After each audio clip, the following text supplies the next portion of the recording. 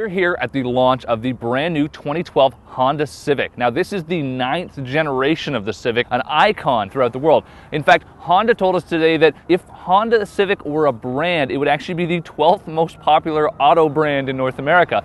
They actually sell more Civics every year than Chrysler sells cars. And while it's not a terribly dramatic change from the previous generation Honda Civic, when you get around and look at some of the different angles, especially from the rear, it is noticeably different, if an evolution of the brand. What's also familiar is what's under the hood.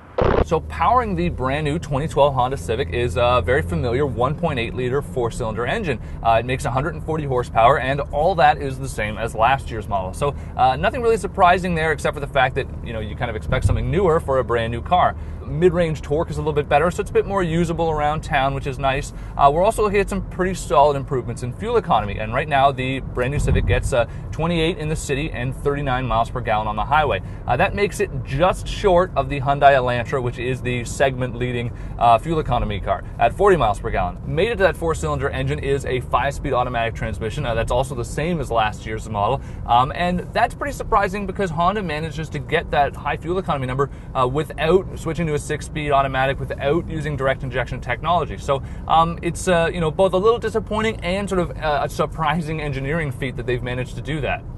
Inside the cabin here, it's pretty traditional Honda, a lot of stuff we've seen before. One important note, the rear seat has actually been increased in the side, so it's 1.8 inches longer for more legroom, and that really makes a difference. I can sit back there at 6'1", no problem, even behind someone who's even taller than myself, so there's good room. Headroom's a little bit cramped still, but legroom's great. The dash, as you can see, typical Honda, the split gauges, which we love. It's a great feature. More automakers should really do that. Some strange materials on the side here. It's still plastic. It kind of looks funky. We don't really like it a whole lot, but some people might. Also, what's really important for this year, the new real feature is the Imid System, and that's you can see here on the dash. It's got this little display screen that allows you to control everything from Bluetooth, Sirius satellite radio. It'll give you all your different information about the car, and even deliver turn-by-turn instructions. It's got these great controllers here, kind of like Ford's My Ford Touch, and it's really simple and easy to use.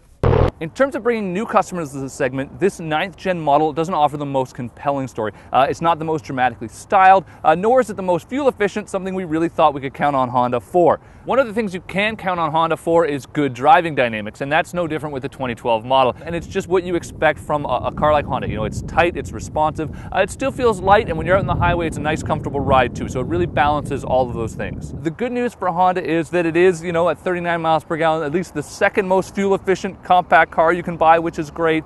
We also love the fact that it does everything well. It may not have some truly standout features. I guess Honda could have gone with a 41 mile per gallon in the regular Civic if they really wanted to, but it does everything well. And finally, it's a Honda, so it's got that durability, reliability. That 15 years down the road you could still be driving this car.